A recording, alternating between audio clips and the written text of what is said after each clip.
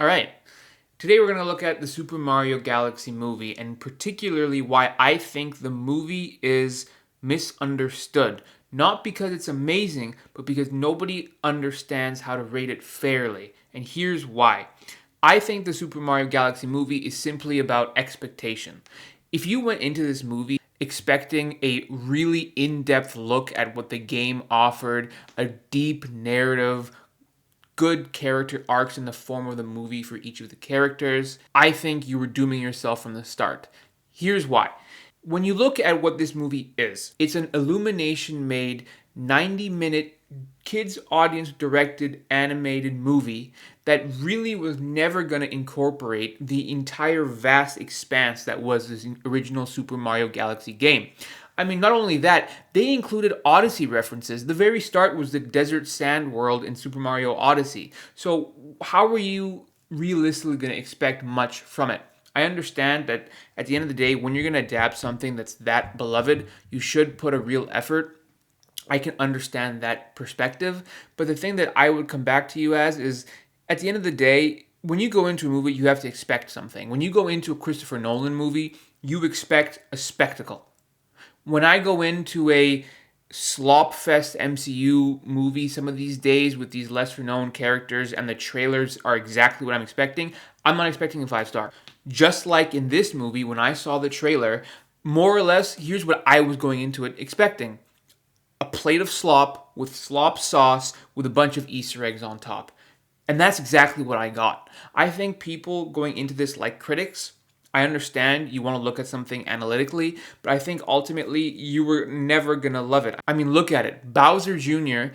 is the centerpiece of the villainous side of this movie because Bowser has always been the villain in Super Mario. And guess what? In this movie, he's sympathetic for half of it. He's sidelined for most of it, to be frank. And then when he has this kind of interesting part where you're like, is he gonna be Team Mario? Is he gonna be Team Bowser Jr. which is his son? He goes, you know what? Instead of having any of this dichotomy and juxtaposition of perspective, and he's just on the villain side anyway with his son, never bothering to even speak up for Mario and Luigi when earlier in the movie he was on their side. There was no form of actual character arc fulfilled. It's just, let me just be the generic villain again, but not even the actual villain. He took a backseat to Bowser Jr. And don't get me started on the end fight, where when you have two Bowsers, you have the entire Super Mario Galaxy concept to play with. The entire final fight is, here's my paintbrush, here's a dragon, oh, it ate something, oh, we rescued him, bam, done. That's the final fight. That's the part that I would say critically is the weakest part of the movie, that I was most disappointed with. But beyond that, listen, let's look at the good for a second. The score was pretty good. The visuals were impeccable.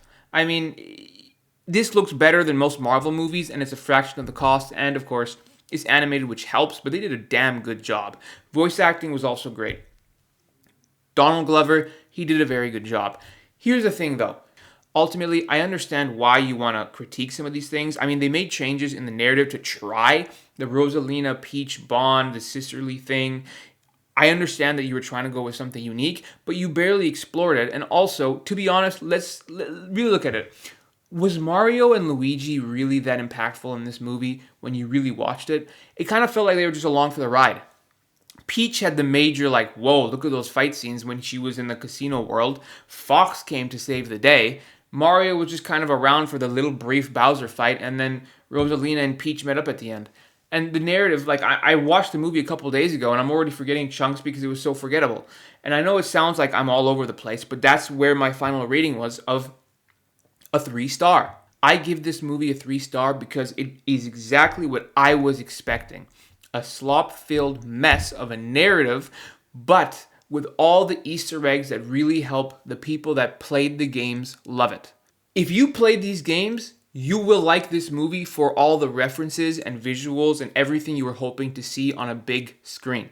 If you were a critic, I don't know how you were ever going to like this movie, specifically if you never played the games. If you never played these games, oh my god, I am sorry. If you never played the games, you are never going to like this movie. And that's what you see. A lot of the people who didn't play the Mario games actually didn't mind the first Mario. I think objectively, when you're looking at it from a critical lens, the first Mario movie is better. I do rate it higher, but you'll see those same people who didn't play Mario growing up hate on this movie. And I think to those people, I understand where you're coming from. I don't think you're wrong, but I think you're looking at it from a lens that was never going to be fair. Ultimately speaking, I think this movie does what it was setting out to do the whole time, which you saw in the trailer. I think it does the job, but I think looking at this with anything beyond slopfest, Easter egg riddled, proverbial keys jingling, I think it was never going to be anything better than that. And that's why I'm not disappointed. I think they should make more. We know they're going to make more. $100 million budget. It's already grossed $400 million. We're getting so many more. Give me a Super Smash Bros. Movie ASAP. I know one of the heads of Nintendo said that's probably not going to happen, but I don't care. Give me one, please. Thanks for watching, subscribe, and I'll see you guys later.